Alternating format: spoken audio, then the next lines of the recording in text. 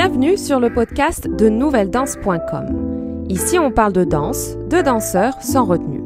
Ancienne danseuse professionnelle, je suis Morgane et je peux enfin vous partager l'expérience, les conseils, les témoignages et les bruits de couloir de cet univers mouvementé.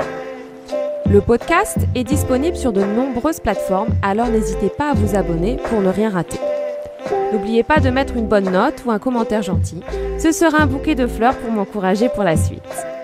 Retrouvez-moi sur le site nouvelledanse.com ou sur la chaîne YouTube Nouvelle Danse. Alors, aujourd'hui, nous allons parler de l'importance du vocabulaire en danse classique. Alors, pourquoi en parler ? Tout simplement parce qu'on n'en parle jamais. À quoi ça sert de connaître les termes et le vocabulaire en danse ? Avec l'expérience en tant que danseuse professionnelle et en tant que prof, je pense que c'est très important de bien connaître son vocabulaire.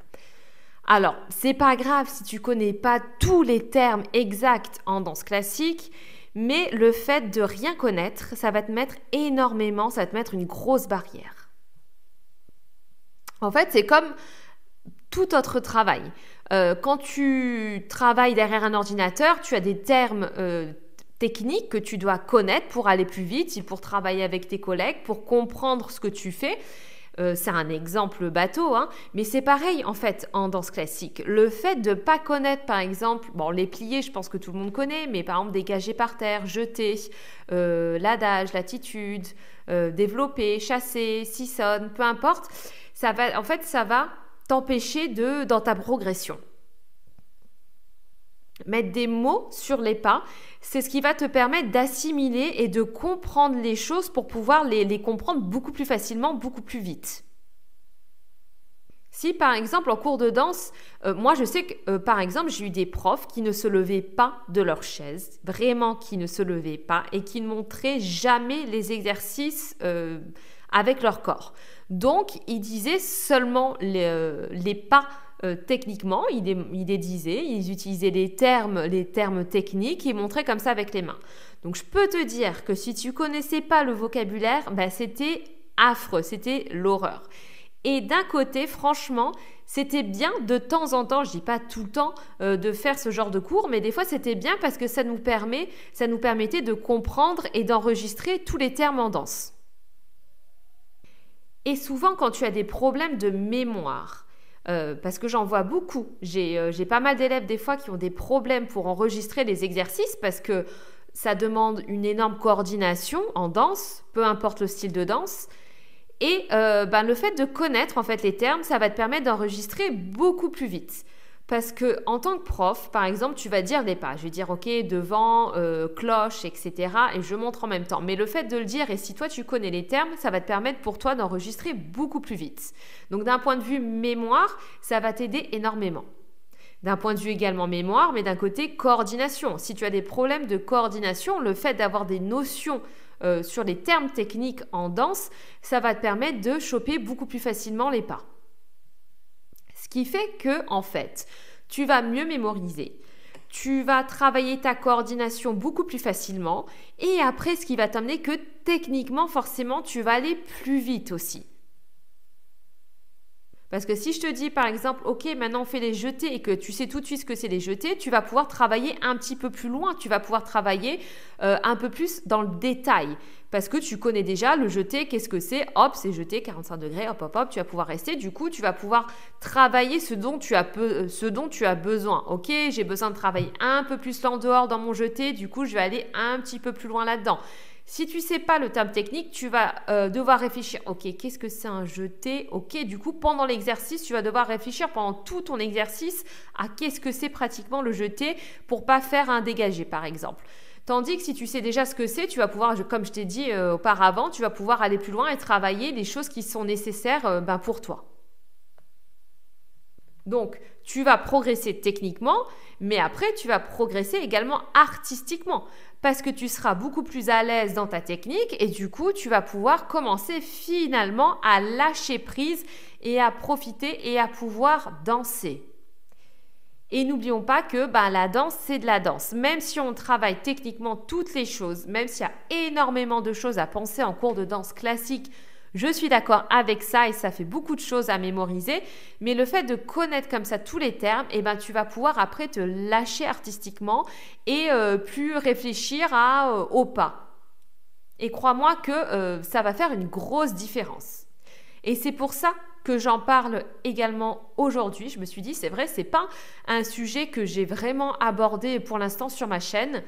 Et je l'aborde parce qu'en fait, je vois la progression. J'ai une élève qui a commencé avec moi il y a, je pense, 5-6 mois, qui connaissait pratiquement aucun terme technique. Mais quand je te dis aucun terme technique, c'est qu'elle ne connaissait rien. C'est-à-dire que même, par exemple, les pliés, oui, d'accord, ok, les pliés, c'est ça.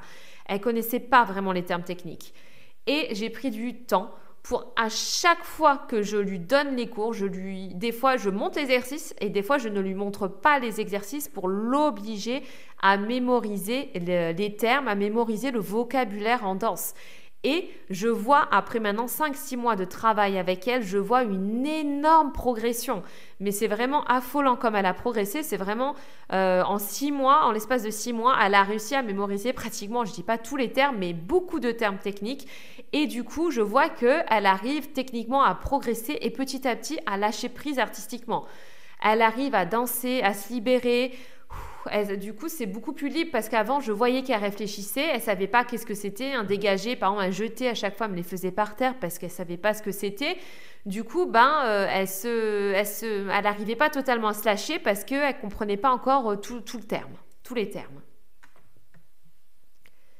Donc, on a tendance à zapper ça. On a tendance vraiment à oublier et aller un peu trop dans les détails, je trouve, des fois, dans la danse. En danse classique, on pense souvent à pointer les pointes. Alors, c'est très important, attention, je ne dis pas que ce n'est pas important, mais on pense un peu trop à l'en-dehors, mettre les jambes ici, etc. Et on oublie ce qu'il y a autour. Et ça fait partie de ta progression, ça fait partie de ton évolution. Apprendre et comprendre ce que tu fais, crois-moi que tu vas l'assimiler.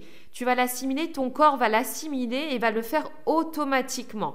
Et après, tu vas progresser. Tu vas progresser pas, comme je t'ai dit, pas seulement dans ta mémoire. Tu vas progresser, bien sûr, dans ta mémoire, dans ta coordination, dans ta technique, dans ton artistique, dans tout. Donc, ça va être vraiment global. Et c'est quelque chose qui est vraiment important dans ta progression. Et comme je le dis, à chaque fois, quand je te dis qu'il faut analyser quand tu n'arrives pas à faire quelque chose, c'est important d'analyser pourquoi tu n'arrives pas à le faire. Et là, en fait, ce que je veux te transmettre avec ce podcast, c'est que pour progresser, dans tous les cas, il faut comprendre ce qu'on fait et pas seulement l'exécuter. L'exécuter, c'est d'exécuter comme un robot. Mais quand tu comprends, tu assimiles ce que tu fais, tu sais ce que tu fais, tu vas progresser, tu vas prendre plaisir. Donc, c'est pour ça, maintenant, essaie je dis pas que pendant tout ton cours de danse, tu dois prendre des notes et noter tout ce que ton prof dit à écrire, jeter, briser, voler, etc. Pas du tout. Mais essaie de prêter un petit peu plus attention au vocabulaire. Parce qu'en fait, ça va être une perte de temps pour toi, même pendant ton cours, à réfléchir à zut, qu'est-ce que c'est. Bien sûr, des fois, tu peux oublier, mais si tu vois qu'à chaque exercice, tu comprends rien, tu comprends pas les termes, en fait, tu vas perdre ton temps à comprendre l'exercice et après, à le faire, tout simplement. Donc, si toi, tu as du mal, essaie de temps en temps, chaque cours, d'enregistrer au moins un exercice en plus. Et puis toi, si tu es vraiment intéressé, tu peux laisser en commentaire, mais il y a du coup mon site de danse Nouvelle Danse qui va ouvrir là en mois de septembre avec pas mal de vidéos en ligne et différents styles de danse. Et si toi t'es intéressé, je pourrais faire un petit lexique justement pour t'aider et pour comprendre et savoir un petit peu comment se déroule un cours de danse classique du début jusqu'à la fin du cours. Parce que dans tous les cas, en danse classique, on commence toujours par les mêmes choses à la barre, on commence toujours par les pliés, les dégagés au sol, etc. Donc, il y a quand même un ordre bien précis en cours de danse. Et si toi, t'es intéressé, je peux le mettre sur la plateforme, sur le site de dansenouvelledance.com. Donc, c'est fini pour aujourd'hui et surtout, ne néglige pas justement l'importance du vocabulaire en danse classique parce que ça va t'aider énormément. On se retrouve la semaine prochaine dans un nouveau podcast. Je te fais plein de gros bisous. Passe une très bonne journée. Ciao, bye.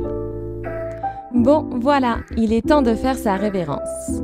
Merci d'avoir partagé ce moment de danse et d'expérience. Le podcast est disponible sur de nombreuses plateformes, alors n'hésitez pas à vous abonner pour ne rien rater. N'oubliez pas de mettre une bonne note ou un commentaire gentil, ce sera un bouquet de fleurs pour m'encourager pour la suite. Retrouvez-moi sur le site nouvelledanse.com ou sur la chaîne YouTube Nouvelle Danse.